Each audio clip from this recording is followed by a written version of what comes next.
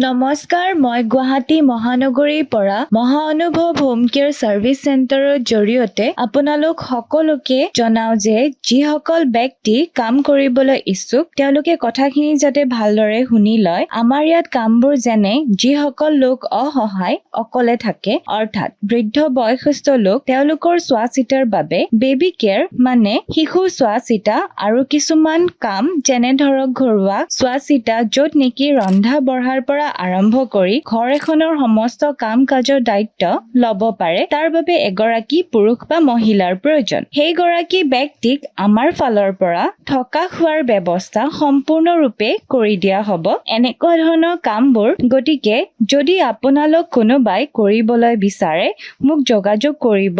যোগাযোগৰ বাবে ফোন নম্বৰটো মই ভিডিঅ'টো স্ক্ৰীনত দি দিছো, মোক কন্টেক্ট কৰি ল'ব।